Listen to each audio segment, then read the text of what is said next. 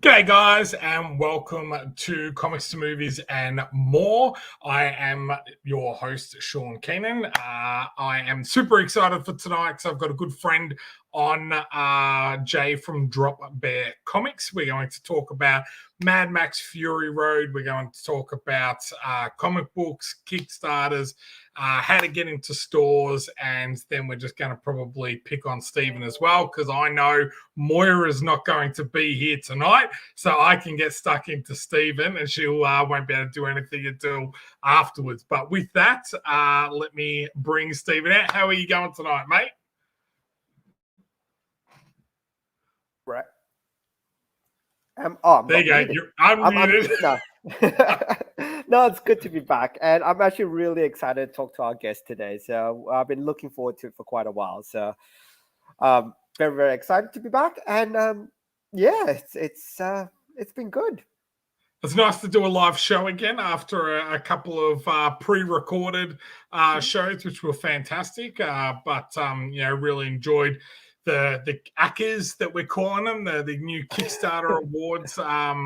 Super excited that Oriana has said that we can do it again next year. So that is absolutely amazing. And as I did mention, Moira is not going to be on today, but she did shoot me a message straight away to say not to pick on you. So I was like, now that you've told me not to pick on him, I'm going to have to pick on him. But guys, if you haven't seen the show before, please make sure you hit the subscribe button.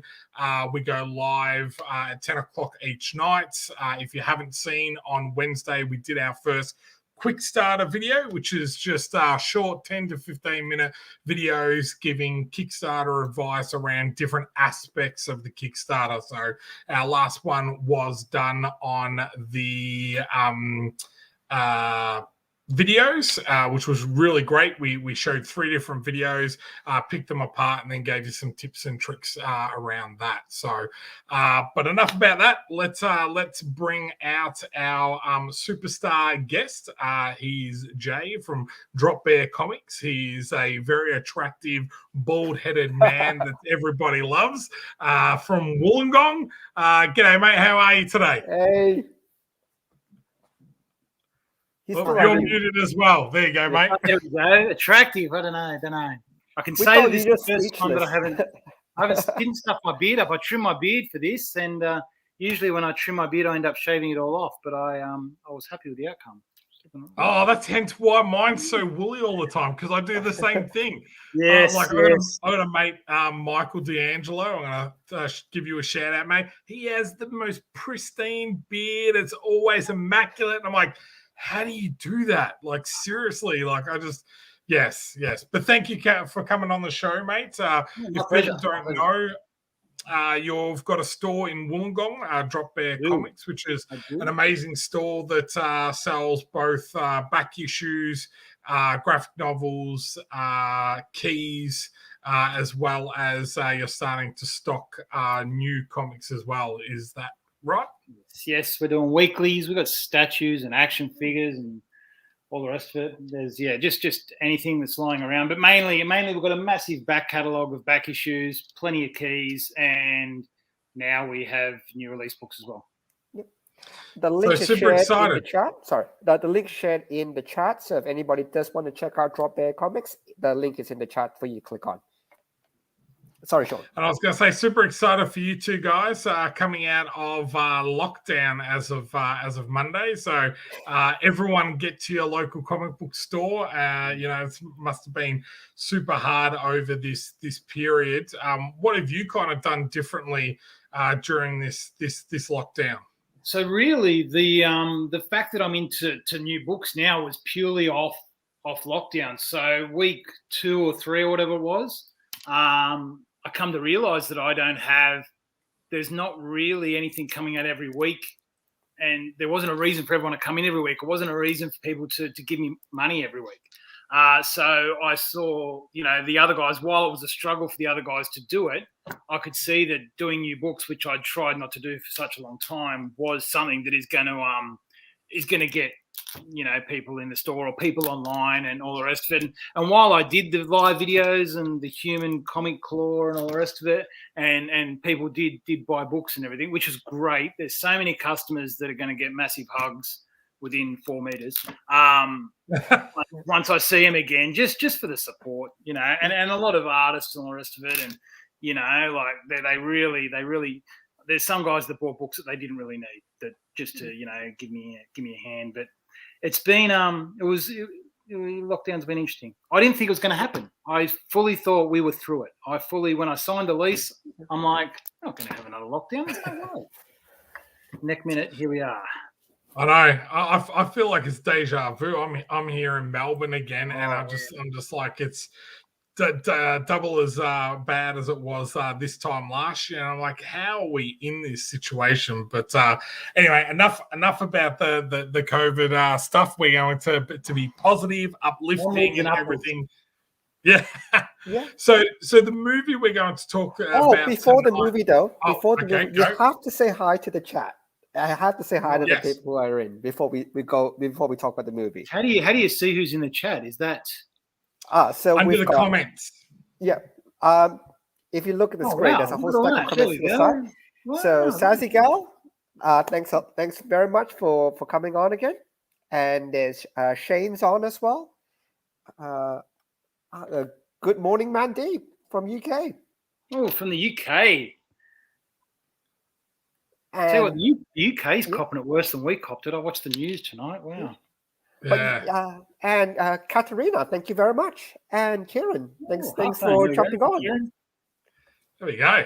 Everyone's jumping on, so we're getting more and more popular. I think the first time we did our show, we had about 2 people watching. So it's great to have everyone. So thank you. We appreciate the support when you guys come on and everything. So I hope you guys are having a good day, morning, afternoon, wherever you are and whenever you are watching this. So, but we're going to talk about the movie. I'm going to go last on this one because.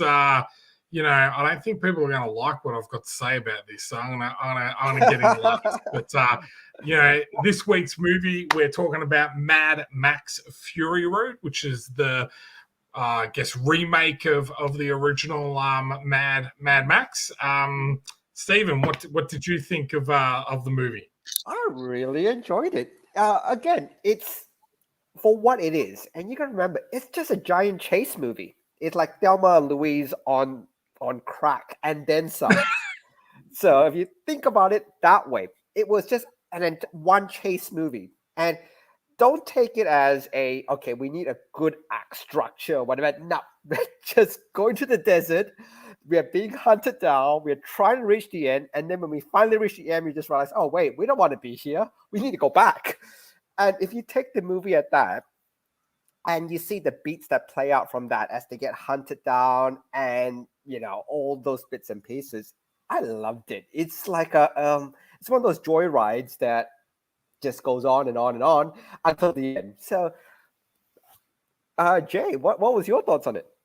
I can go on for a lot longer, but I just want to make sure I don't steal everybody's time. So I'm old enough to remember the original Mad Max, which I loved. Or was it 3 or is it? Yeah, it's 3. I think it's 3. Yep. I actually dated Mel Gibson's niece for a while. Wow. So Christmas and all the rest of it, he would come over and yada yada yada. And this Mad Max was actually shot at Penrith, which is where I was from before I made the sea change down here. Look, I'm a mad Tom Hardy fan, so I enjoyed it. I want to say the comics were better.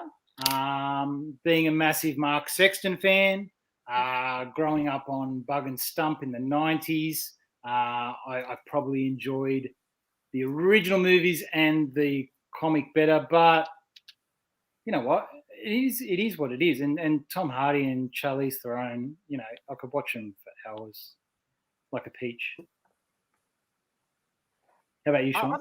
I'm actually really dying to hear what you have to say, Shaun, because I think I'm going to disagree with you on this one. But what? I absolutely hated it. Absolutely hated it.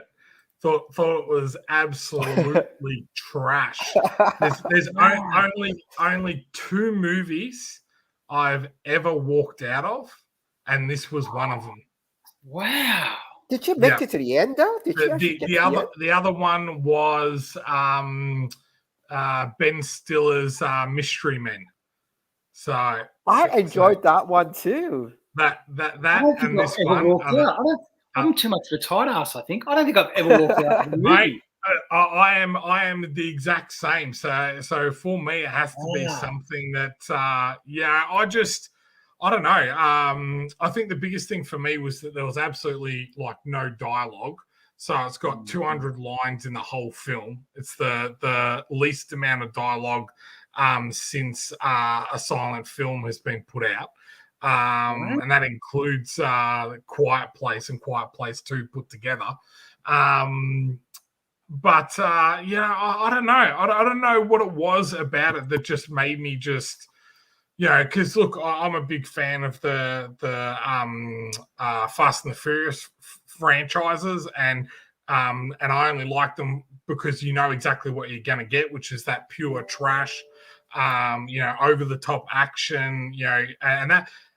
And I get that you get that from this as well, but I don't know. I just think they're just I don't think you call it one a Mad Max film because other than the guy called Mad Max in it, it's not got really nothing to do with him whatsoever.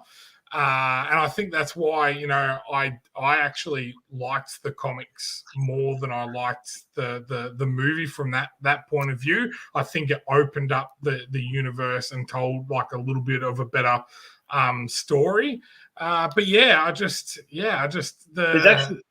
There's copies of this in my personal collection, which my personal collection does not contain a lot of comics that aren't sketch covers. Yeah.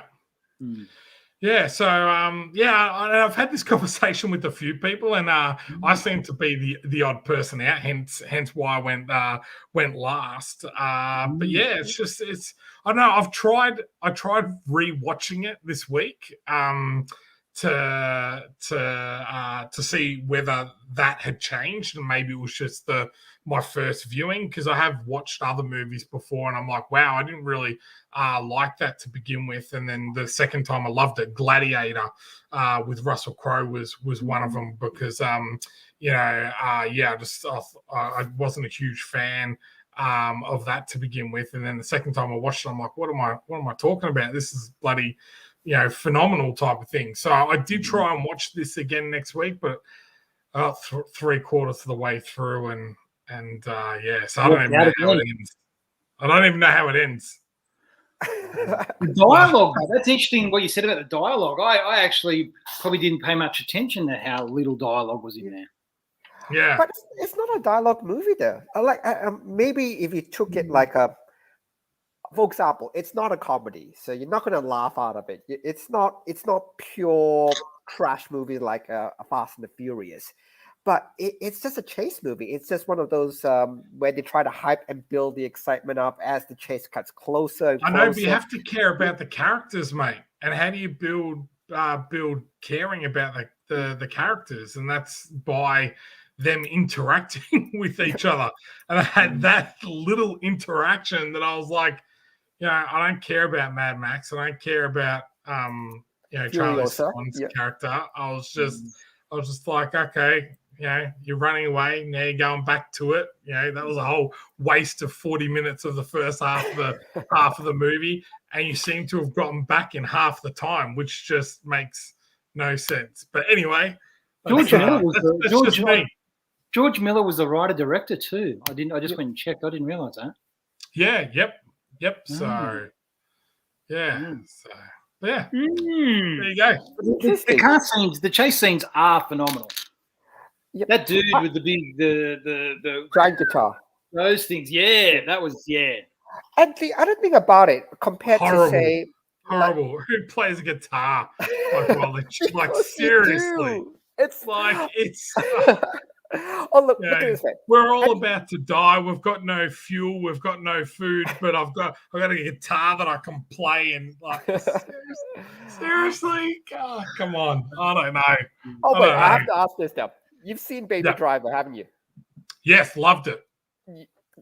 Okay, so I'm just trying to extend the analogy a little bit. And I'm not trying to convince you to love it because I don't think I can. I think I'm losing a battle trying to convince you to love it. But you've got your Fast and Furious stunts, which are totally unrealistic. Come on. Yeah. The summary doesn't happen. So you put that on one side of the equation.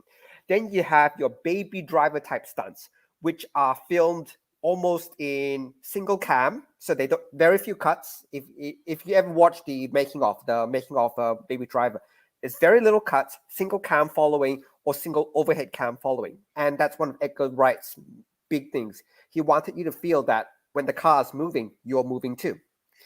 Yeah. And Mad Max kind of is something like closer to Baby Driver, maybe say about 80% there.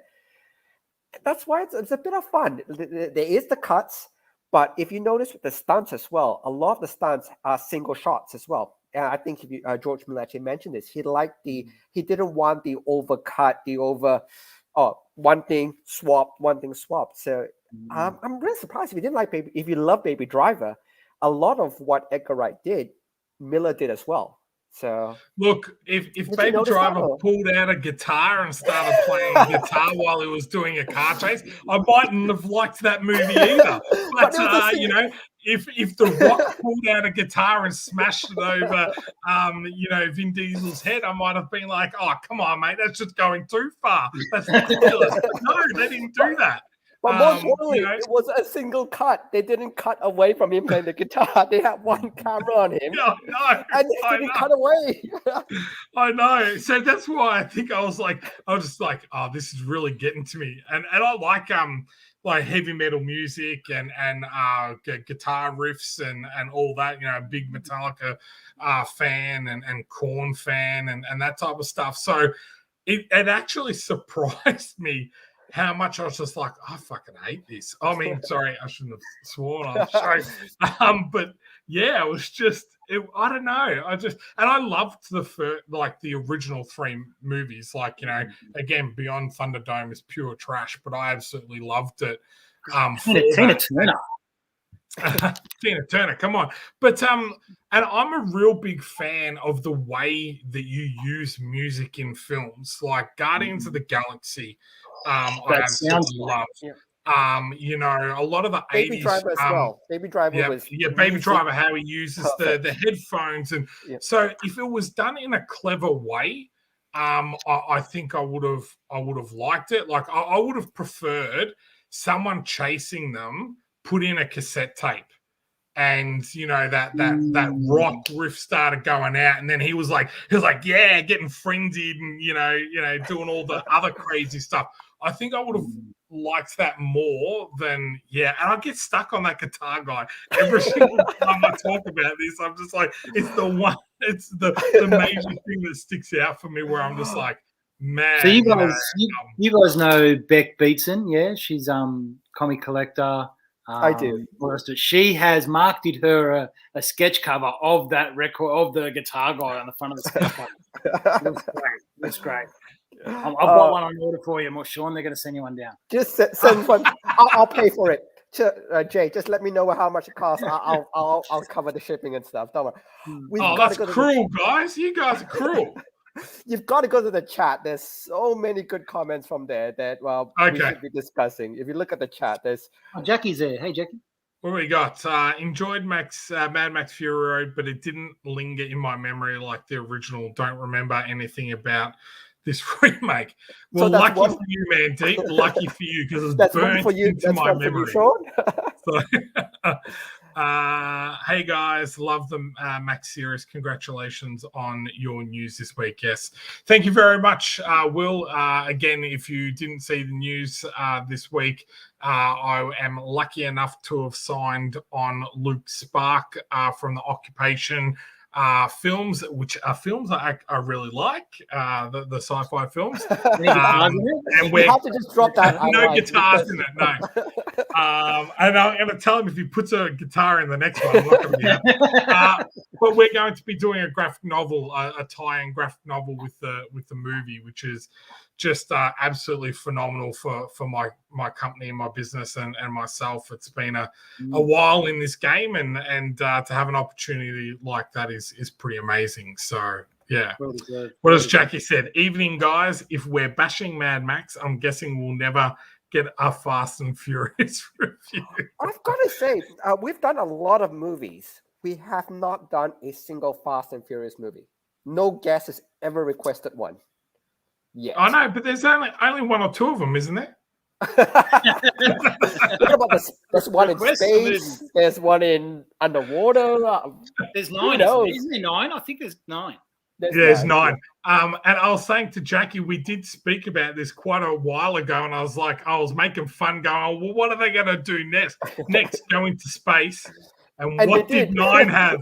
They went into space. I was like, called it. I have not seen the movie, but I know my friend Diana was a stunt double for Charlie. Oh, wow. That's cool. awesome. That's very cool. Oh, look, the good news is they employed a lot of Australians making this film. Yes. So you have to say it helped the industry a lot. So, as I said, they filmed it at Penrith, right? They didn't take the cars and trucks away straight away, and security was very lax. So a mate of mine ended up with one of the doors that got blown off. He jumped the fence, went in there, grabbed it, and now it's hanging up on his wall. But he's got like everything from the original Mad Max. He's got like the badges. He's got, allegedly. This is allegedly, yeah. I think it all gets thrown out anyway, doesn't it? Not these days. Check out VIP auctions, man. They are everyone knows that I'm friends with a couple of the Spartacus actors and everything. And, I told Dan Furigal that I've got his shield. He's like, I asked to have one of those while I was working, and they said no because they were selling it back through this VIP auction. So he goes, I don't even have one of those, and you've got one. So I would have just taken one and walked. if I was him, I'd just go, you know what? Stop me and just keep walking. I had some of the Jade Skulls from Phantom, the Billy Zane shield. Oh, yeah. Bad one. I had some of those for a while. I think I gave it to Norm, actually, my last one. Oh, no, Mandeep. No. Don't you just hate guitar chase scenes? No, I don't mind guitar chasing if it's if there's a reason behind it. I remember liking it at the cinema. Haven't seen it since. Might give it another watch this week. Good luck. It's not that bad. It's you know what? This is my saying for 2021. It is what it is. That movie is what it is. Exactly. It's a chase movie, and that's all that is. It's not character development isn't huge, dialogue isn't huge, but there's a guy playing a guitar on a truck. It is. Charlize Theron has 2 dudes on chains. Like she has those what are they called? Those the blood things. Yeah. Blood bags. Rip off of The Walking Dead, did you say? Sorry? So I actually asked Mark Sexton to do me that as a cover swipe of 19. Is 19 the first? Yeah, 18 shown. Yeah, 18. Yeah, in 2016. So yeah. I don't think I'm going to convert you, Shaun, because I did really enjoy it. Highstein Alpha said, I think it peaked at 5. I think he's talking about Fast and the Furious. Yeah, I gotta admit, out of all the Fast and Furious, that far in? Yes, yep. I have to agree. It was either 4 or 5. Which one's Tokyo Drift? The one that's 3. Oh, okay. Is it Tokyo Drift 2? 3. There's 2 Fast, 2 Furious. Is Ludacris still in there? There's Fast. Ludacris is in all of them, isn't he? Or does he come in the second one? I think he comes in the second one. In Too Fast and Furious. That's who, isn't he? Yeah, he's Dom's brother in this latest one. So, which is a little bit unbelievable. He's all about family. Has never talked about his brother in his life, but it's all about familia, But no, I have to say, I think it's either 4 or 5 where I think it's 4 where they introduce The Rock and they're down in Brazil and stuff like that. That is actually my favorite one out of the whole series, which is quite interesting when a series is so long that it wouldn't be like either the first or the last one type of thing. But have you heard The Rock's new hip hop rap track? No, I haven't. I've been watching the Rock on Binge, the Young Rock that's filmed up in Queensland. That is hilarious.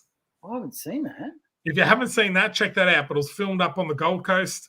It's got him at like about 8, about 15, and then when he's at college, so about 19 or 20. And he tells different stories throughout his life and everything. So, and like when he's really young, like he grew up with Andre the Giant and Macho Man and all these type of guys, which is really kind of cool to see the actors playing them and everything. So it's worth watch. It's really, really funny. So what's that on? Binge or Foxtel. You can either pay $35 for Foxtel or $14 for Binge, which is just the streaming version of it. So as you guys know, I've got 8 kids. My eldest works at Foxtel, so I've got Foxtel. You're set. Yep. Did you know for Chris Hemsworth's contract was written in there that his mum had to get Foxtel for life when he did all those Foxtel ads? Really? That's awesome. True story. In the contract, his mum gets Foxtel for life. Wow, smart. Keep your mum happy. That's the Aussie thing to do. Yeah, look, I'll do your ads for you, and I'll charge you $1 billion. But mum needs to get the Foxtel hooked up, and I don't want one of those satellite dishes. I want it wired in. Yeah. But for Foxtel, it doesn't cost them anything really, because it's like you've bought the service already. It's not like adding one more person actually jumps your cost by $1 billion or whatever. They probably go best deal ever. Just turn the switch on for this lady, and we're sweet. Yeah. And the government's just ripping us off with the NBN, laying it, so they don't even have to pay for cables anymore or anything. They're just sitting back laughing.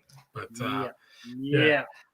But anyway, we're here also to talk about you, mate. So thank you very much for coming on. So can you tell us a little bit about how you got into comics, and then when you opened up Dropbear Comics, or how that came about, and we'll get into it.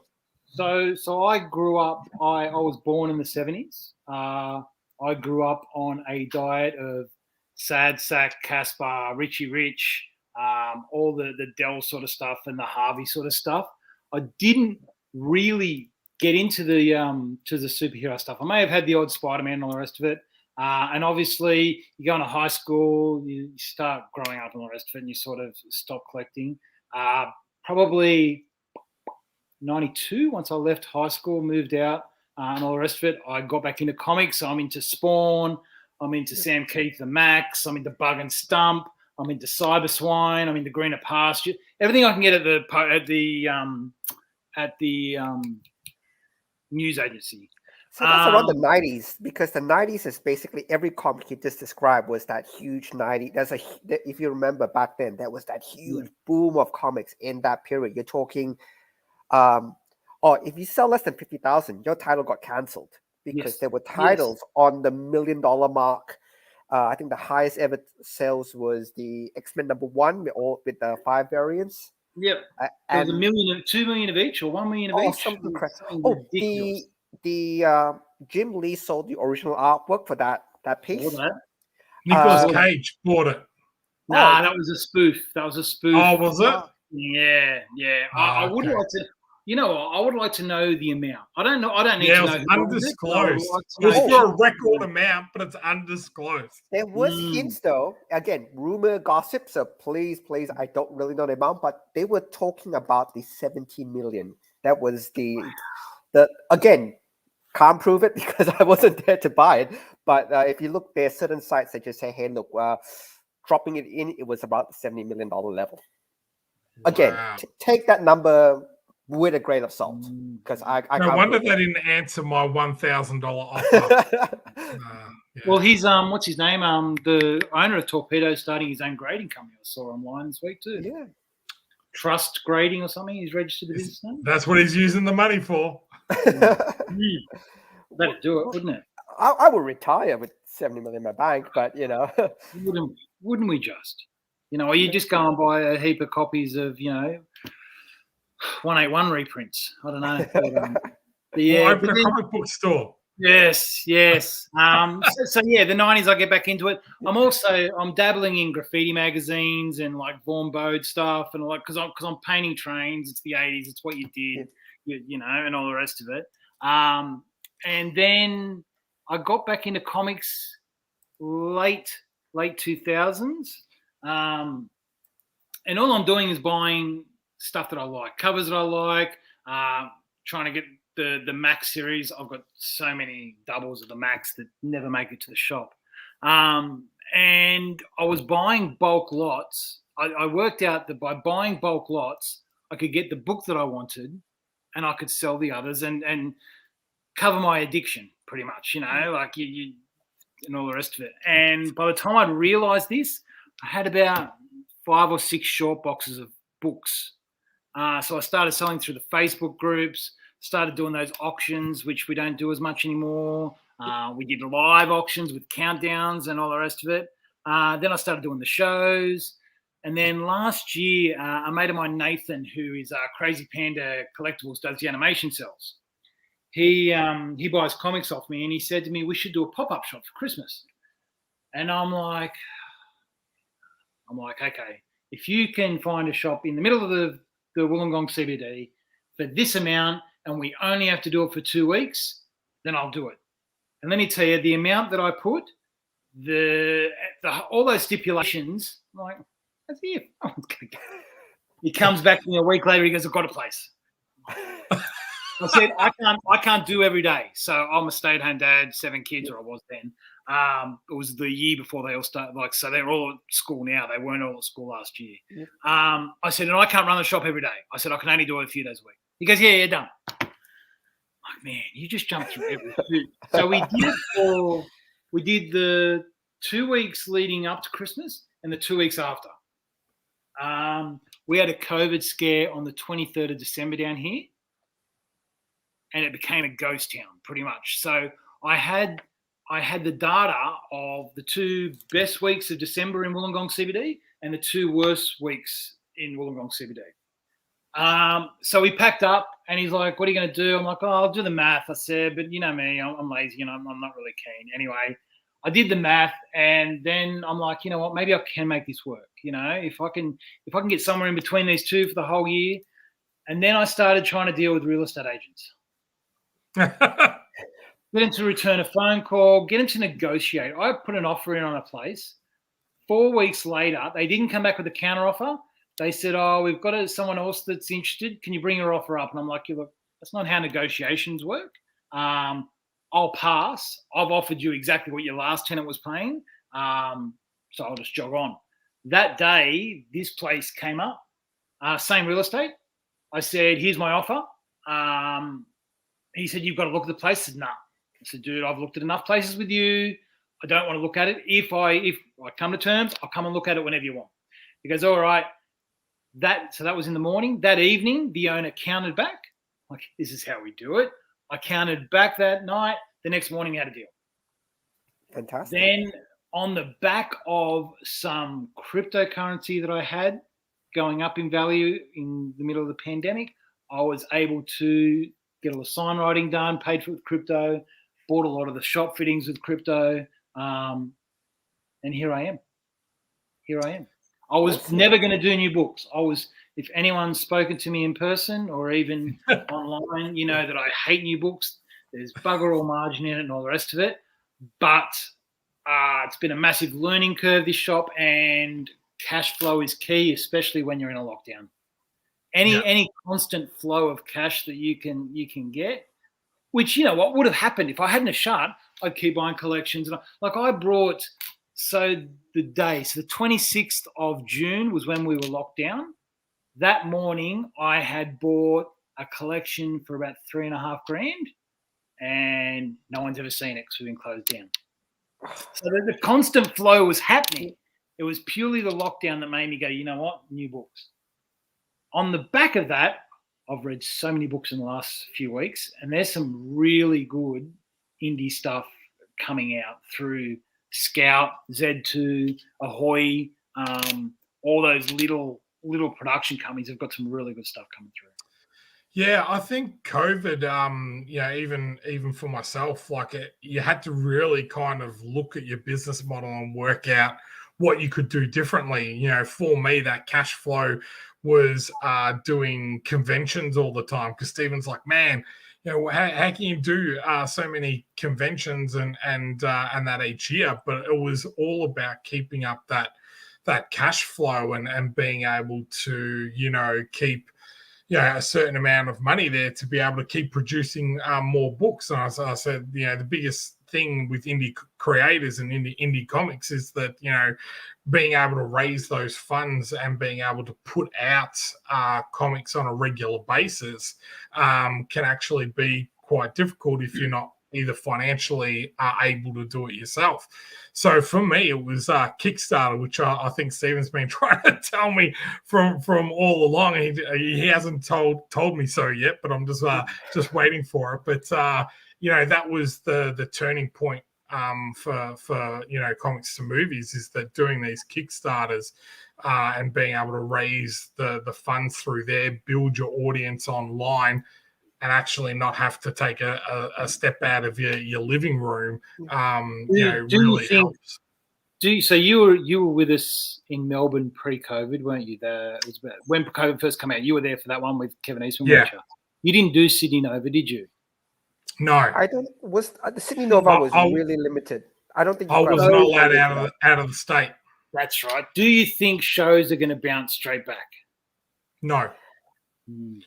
Are you doing Oz Comic Con in December? I am, yes, because I'd already paid for it. The Sydney one, is it? You're coming to Sydney for that? No, it's in Melbourne. Oh, no, there's one in Sydney in December. Oz Comic Con. That's one in Sydney in December. Is it really? Fourth Comic Con. Yeah. Okay. I think the Melbourne one's actually end of November. So, and that's if we're allowed to have it here. I don't know. They were talking today about having a maximum of 10,000 people, which that's an Adelaide show type of thing. So it'll be interesting to see, how that kind of works. They're testing it with the what's it called, Melbourne Cup. So we'll see how we go. But a few friends, they do the Armageddon ones over in New Zealand. They've done a lot of their guests as digital guests, so they're able to get really high-end guests that they just could not fly over and all that type of stuff, and was able to do that digitally, so people were able to ask their questions because they had them booked out in advance. They signed a bunch of stuff, sent it over, so you could still purchase signed autographs and everything like that. Cutouts for photos? I don't know whether they did that. That would have been a good idea. But what the people on the floor said, or other exhibitors, was that these were their best shows ever. Really? Because there wasn't so much money going towards the autographs and the photos and all this type of stuff, that they were spending more money on the floor. So it will be interesting to see whether the Australian shows do the same thing, because all of the recent guests have been Australian creators and Australian actors and all that type of stuff. So it will be interesting to see how the shows look like moving forward. The one thing that I do keep saying about the shows is they need to adapt and change. The show format has been practically the same since I've started going in 2009. It's like, come on, guys. You're seeing a decline in people coming to the shows. you need to do things differently. You need to change things up. You can't keep doing the same thing and expecting the same results type of thing. So I can't remember if it was either Mark Sexton, Ryan Lindsay, or Tim McEwen. One of them said the artists need to be in the center of the event. If you put the artists and the creators in the middle and then build everything else around them, they've got to travel through the artists. Putting the artists in a separate room I hate it. I hate going over to that second room because I don't like to walk. But having them close, it's good. Like some of the best shows have had us all in the one room. Yeah. The last Sydney one I did was when they were separated, and actually Stephen came and gave me a hand one day, and it was okay, but because we had two separate buildings, had so many people just hanging around outside and not actually in the show. Some people don't know there's two rooms. No, well, yeah. They had a big guest there. I mean, comic book related guests like Simon Beasley. He's come on, from comic artist point of view, and Humberto Ramos. Again, these are like and Donny Cates. That was a good lineup. Yeah, and Donny Cates at his height, because he doesn't write too much. His stuff was at its absolute peak during that initial Venom run, if you remember. So they had superstar comic guests, and you shelved them into a different building. It was really Melbourne. It's even a longer walk. So Melbourne, they had James O'Barr, that's the Kevin Eastman, Freddie Ninja Turtles, whatever his name is. It was a longer walk. It was, how long do you reckon? About 200 meters, you reckon, Shaun? It was a hike from the main. Oh, more than that, I think. I think it's more than 200 meters. Yeah, because it's right down one end of the showgrounds and then up to the other. So, they got, if it's a nice day and everything, then it's great. But as soon as you have the weather and that starts to come into it, where that's what Oz Comic Con never kind of has that problem because they do it in the convention centers. So, you're all undercover. It's all in the one building, that type of stuff. So, and it's interesting with Oz Comic Con. I don't know how that's going to go because it's run by new people that, yes, they've run different expos before and all that type of stuff. But it'll be interesting whether they just pick up the exact same format and go, oh, this is what they were doing, so we're just going to do the same thing. Well, there's a reason why they sold it. If they're making megabucks off doing what they were doing, then they weren't short of a dollar. Reed Pop is not short of a dollar. So it'll be interesting to see what they will do. So, I think there's like a bunch of stuff that shows could do to highlight local talent, up and coming talent. I don't know. Not to toot my own horn, but I'm going to toot my own horn. That's why I do installs every week. And you know what? The guys we've had here love it. Not only do they get a free feed, but they get to, it's like a little mini, guest appearance at a con. Like, and we've had some. Who have we had? We've had we've had this guy. I'll try to point. But it's funny because I've actually sat down to work out this month. There's a spot on my website for in-store appearances, and I haven't done it yet. But it was good. And Saturdays are for the comics, and they come in here, they sell, and they do well. There's two guys that have come through that said they did the same amount that they did in a day at Oz Comic Con here. Wow.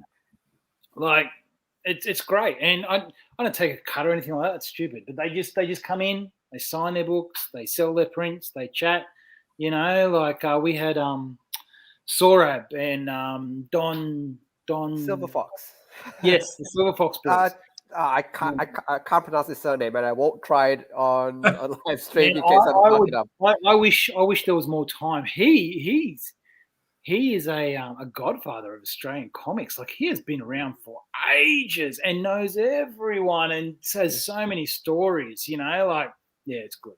And I don't know why more shops don't do it. And just as a quick segue, I would say you've been one of the biggest supporter for Australian comics and local creators.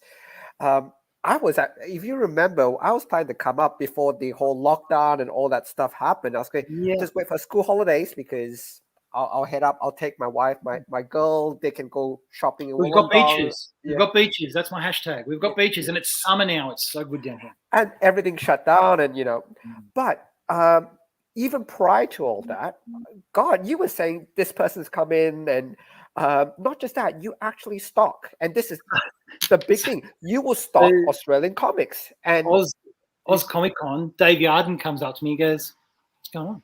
When do I get a turn?" Chillax. But yeah, they love it. They do love it, and it's good fun. I enjoy it. But yeah, I do stock a lot. I've got an Australian section, which is always growing. I push a lot of their stuff. What is it? There's Ryan K. Lindsay's got a book called Ink. For the young readers, I recommend it every time. Invisible Ink, or can I stand up? It's the one with Craig Bruin. Yes, hang on. Yeah. Oh, look, 13th Labour.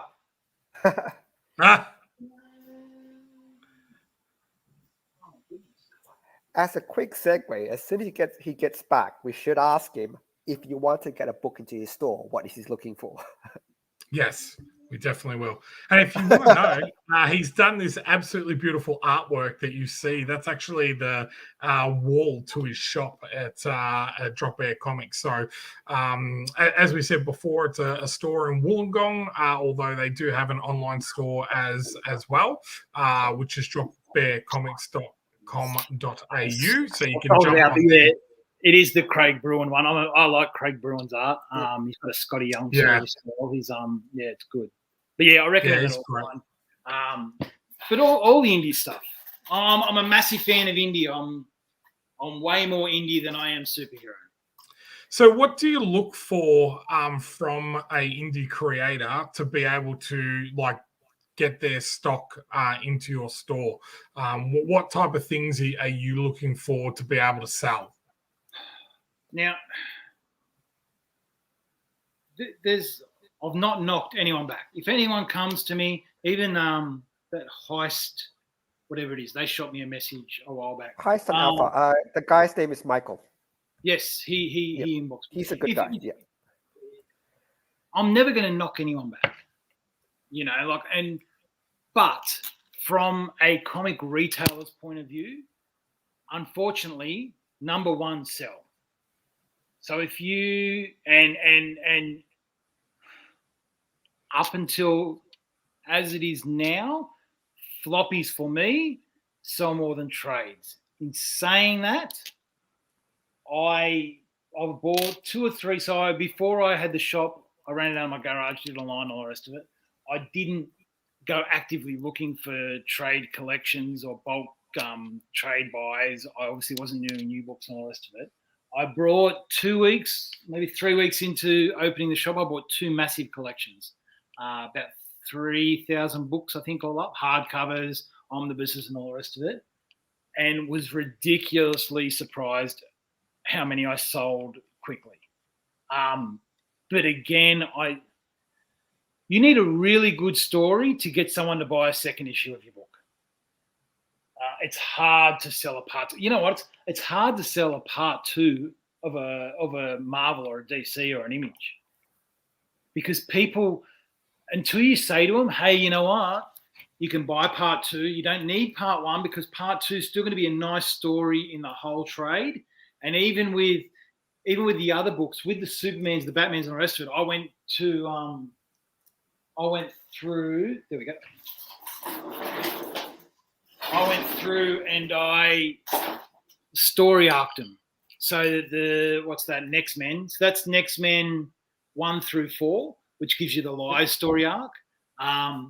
Again, a lot of not just new comic readers, but older readers, they're scared to come in on a number that's not number one. Yeah. I don't even know if scared is the right word. I think it's not knowing where to start. Like I always read Marvel growing up and that type of stuff, and started off with Jim Lee's X-Men. But I think the reason why I never jumped into DC was because like Batman was at like 653 or something, and Superman was at 500 and something. I was like, oh wow, like where do I kind of jump in to kind of be able to start reading or that? So see, up until the 80s, you could do that until they tried to start telling bigger story arcs. 50s, 60s, 70s, you could buy a single issue that was whatever number and you got a full story. Yes. And in the books that I was reading, your Sad Sacks, your Archies and all that, it was a story in each. You didn't need the whole continuing on, I troll Kickstarter, and you guys both know that I'm a fan of Kickstarters that offer retailer pledges.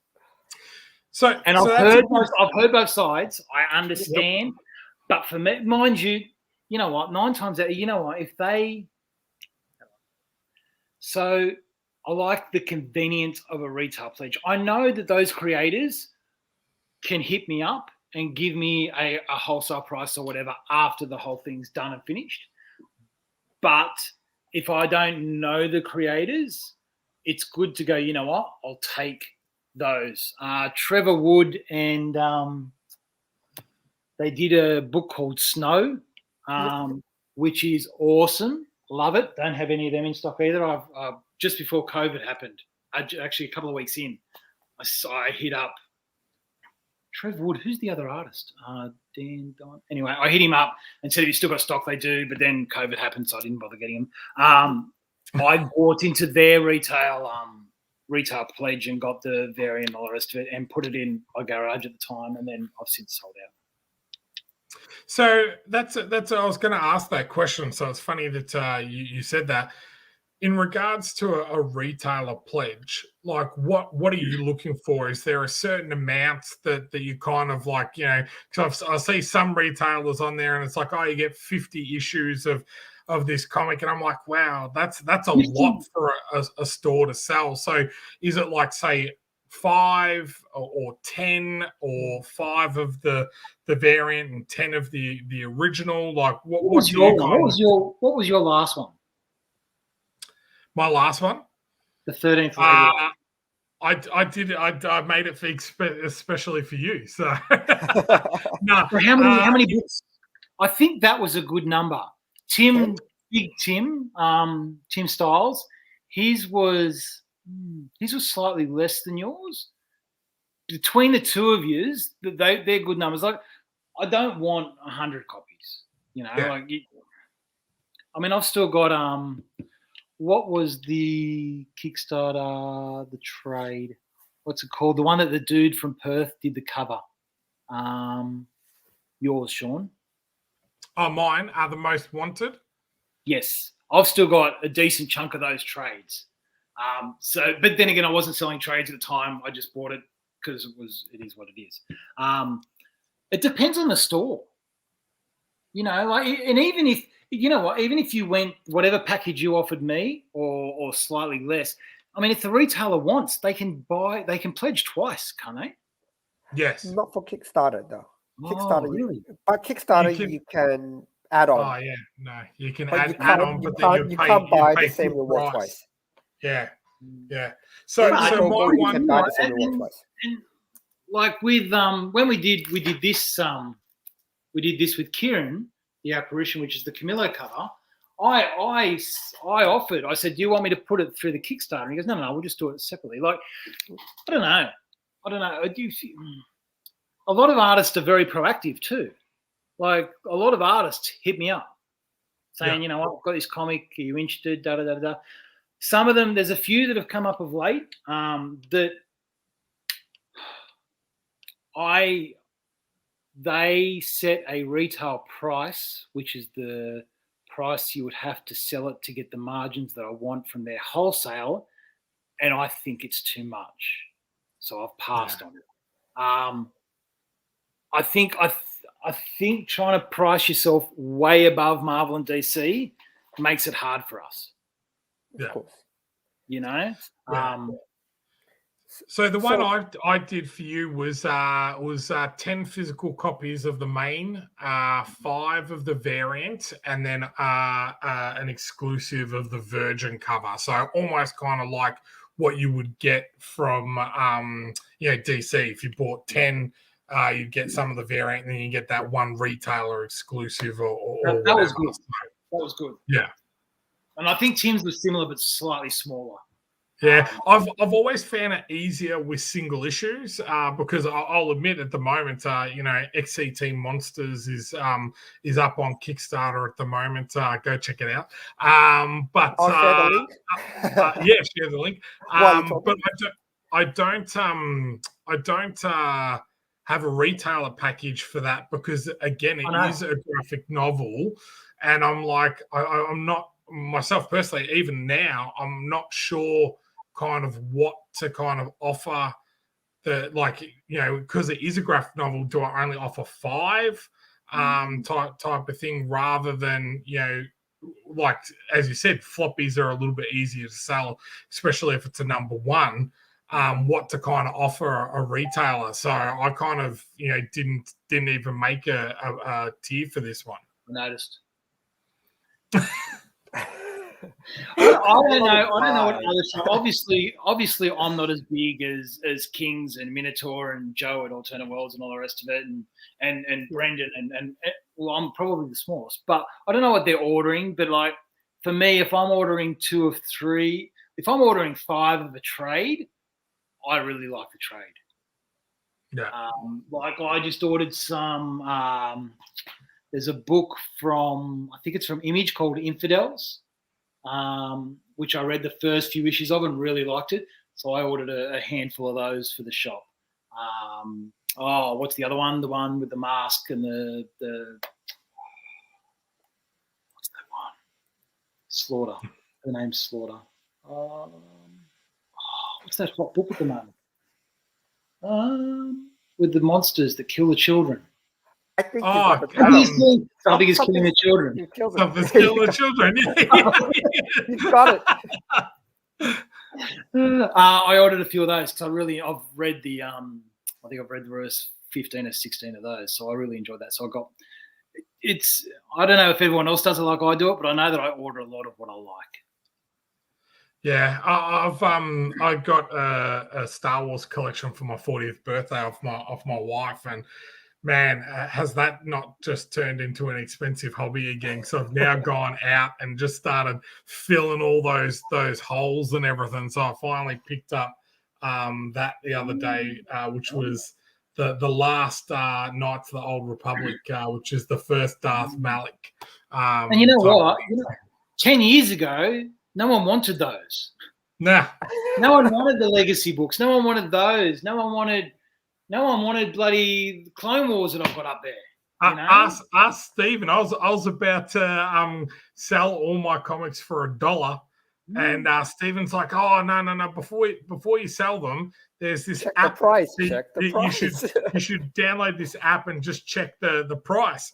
So you can't see, but I've got all my Star Wars stuff. But in the right-hand corner, I've got some framed comics that I sticky taped up there. When I check, you what? You sticky taped up?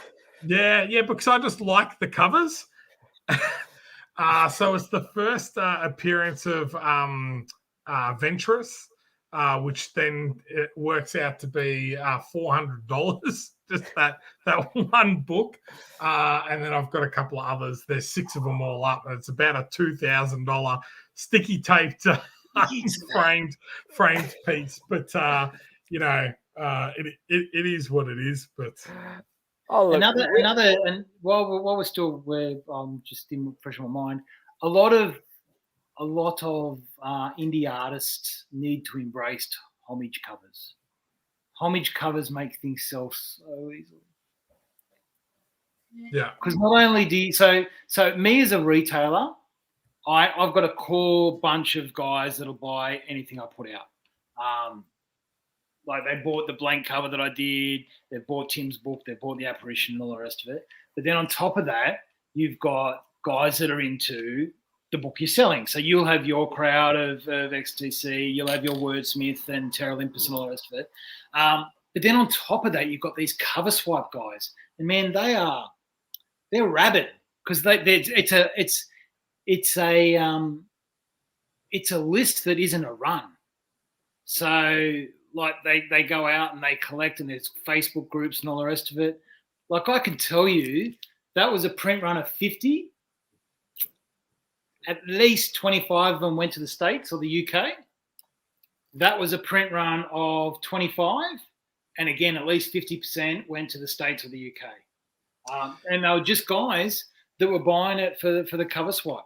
And I don't know if he's doing it as a variant or what he's doing it as, but man, cover swipes, it's another niche. Yeah, I found it really interesting. There's a couple of specific stores that have just set up, just doing the variants and everything like that. Like Unknown Comics is one that's really big, and then Mutant Beaver Comics is a Canadian. And that's the other thing is that I don't know who's in the little group, but there's a group of them that buy together too. So Sad Lemon and Mutant Beaver, I think, are in the same group. So they'll buy because there's minimum order quantities on Marvel and DC and all the rest of it. So whatever they do, they get that minimum order, but they spread it out between the shops, which is something that I do want to look at doing in the future. As soon as I set up my my Lunar account, which is DC and Scout, I sent Scout an email saying, how do I get a store exclusive? Because I'd seen, obviously, Norm did the Ninja Turtles with Jamie, and Dean, what's his name? Brendan did the Turtles with Camillo, and he's done the Star Killer with Dan Watts, I think so. And obviously Kings have done it with Nicola and all the rest of it. It's what you don't realise is that, as we talked about before, you've got these incentive covers, right? So say, obviously Kings is doing the DC ones with Nicola, right? So she's got the Batman, she's got the Superman, and I saw her Wonder Woman. Has she done a Wonder Woman yet? I think she has. She's done all three. She's done the Trinity. The 80th anniversary one that come out this week. So what it is, right? Say it's a run of 3,000, which I think it is. Kings can then buy the 1 in 1,000s, 3 1 in 1,000s, 6 1 in 500s, 12 1 in 250s. Got my math at 11 o'clock at night, it's a bit off. But they get to order those incentive variants. They can get on top of that. Plus, they're only paying, regular price for their variants. So it's from a shop that does it. It's a good and if you can sell the whole lot. I'm speaking to guys in the States that aren't quite. They're breaking even on some of their store variants because they're not quite selling through the whole lot. But the store variants, while I'm not a massive fan of what they're doing to the market, they're definitely profitable. Oh, awesome. Yeah. Well, we're getting towards the end of the show, so thank you very much for your time.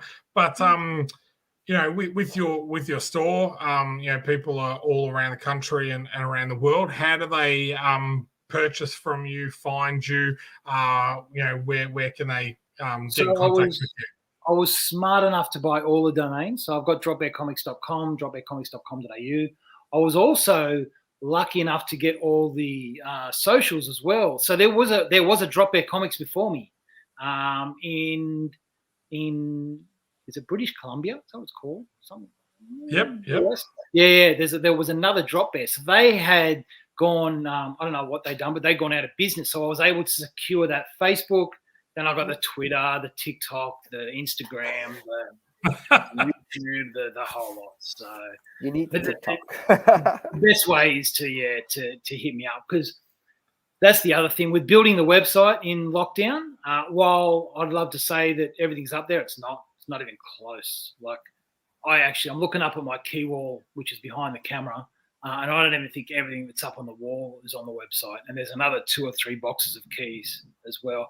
But I mean, back issues, I had a lot of people in lockdown say, hey, I'm looking for these issues, and I filled a lot of gaps for people. Hit me up. And indie artists, hit me up. You know? Awesome. Awesome. I'm going to go make a retailer pledge now. So on my latest Kickstarter,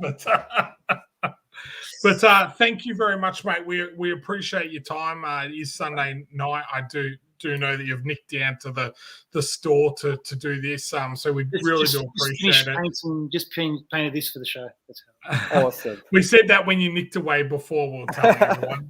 because we could see it without the way. Freehand, I heard you did that. You did that freehand. So yes, that's very impressive. All 3 of them. You know, there's a few down there as well. Channeling my inner Kirby. Awesome. Just not ripping off my rider. But I'm massively looking forward to reopening tomorrow. You got no idea. I'm so keen. Well, we appreciate you coming on, considering you're going to reopen tomorrow. So thank you very much. We hope that people that are watching this live, people that watch this back later, that they got something out of this, that they understand how retailers work and that how to get their booking in there and what they can kind of offer to a store. But it's all about opening up that dialogue, reaching out and seeing what you can both benefit out of the working relationship. And I know, because I'm a bit of a creative as well. Sometimes not every artist is, someone that can just talk to anyone. Like I can appreciate that, but we live in a world of messages. So just hit me up. Hit me up. I don't say no. I can't even tell you who I've said no to. Like I don't think I've said no to anyone so far. No. That's awesome. That's really good of you. And there's probably maybe 2 short boxes worth of stuff there. And there's these. Awesome. We've got a local manga artist who's got a comic in there as well. Oh wow! Manga is there's an order that I put through the first, because I thought lockdown was only going to be 2 weeks, so I put through a manga order that first week. Luckily, I stuffed it up and it didn't go through. But yeah, in the coming weeks we'll have a decent chunk with like Berserker and Akira, and then all the new stuff: My Hero Academia, Jujutsu Kaisen, Demon Slayer. Listen to me rattle all these names off. I had no idea who any of those people were before. We'll bring you back because the whole manga thing is a total different topic, and we don't even need to talk about a movie. We can just talk about what's happening there, because that's an hour. That's 2 hours right there. It's definitely huge. But thank you so much, guys. Stephen, did you have anything else? No, I'm fine. No, it's been really good to listen to Jay. So thank you so much for coming on. Awesome. Now, guys, if you haven't, please hit that subscribe button. We appreciate all of your subscriptions. Hang on. Dale, I just saw that Stephen's inbox me. Dale Mankini, that's it. Oh, yes. Yes. Snow, yes. Oh, I forgot to say, there is a private chat if you want to see me type stuff in. I do put stuff in there when I figure it out. Yeah, I always forget to look at that one. I just noticed that as well. But thank you very much, guys. Have an awesome night, and we will see you all next time.